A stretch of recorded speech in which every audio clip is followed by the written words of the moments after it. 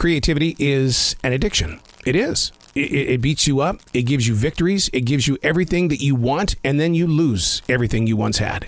And then you wonder, why? Why do I even continue, right? Unplugged, because we will always say yes to creativity, totally uncut, because we all make mistakes. So turn it into a tool. This is Arroe Unplugged. Learning how to trust your free-form writing. It's a challenge that I do every day. It's an exercise, just like if you were to go to a gym. For a writer, this is just something that you can work into your day, and it really does open up your senses.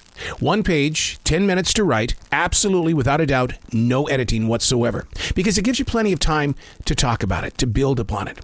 I believe that free-form writing and free-form thinking allows you to strengthen your best decisions of being right here, right now. It's time to own your own leadership. The power of now.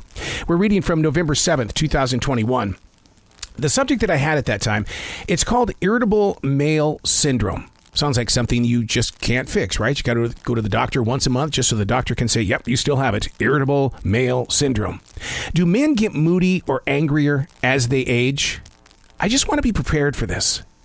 I want to make sure that I don't become one of these guys. Now, research shows it's not always hormonal, but the thought of how the body is reacting during advanced years. It's been labeled a transition state. Now, my stepfather, I love him, and you have to understand that when I say that at 59 years old.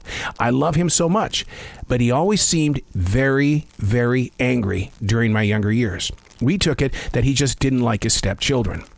We couldn't live up to his expectations. Each day I sit in this writing space, and every morning I have no television or music on. When it's interrupted, I feel crusty and rusty, and not such a free spirit. I mean, no wonder my father disliked me playing music in my bedroom as loud as I did. I mean, seriously, it had to be loud. I had to be able to feel that music. Today, as an adult with age, I'm not so sure that I could handle the sounds that my teenage life was delivering. When challenged during this age, I'm very much aware of all things and deal with it one at a time. Is it called irritable male syndrome? Does it really, really happen? I want to say yeah. You know, so many people say, have you gone through the change of life yet? Have you gone through that midlife crisis yet? Well, at 59, the Lord Almighty has blessed me with a full head of hair. So I've not gone through that change of life. And God loved my mother for sharing that gene with me. And so you wonder, well, where is the change of life? Well, at 59, the body doesn't work like the 17-year-old that my inner core is saying that I am. So therefore, I do have those battles within my mind, body, and soul of, come on, push it. I'll never forget, after my heart attack in July of 2009, my cardiovascular man said, you got to stop.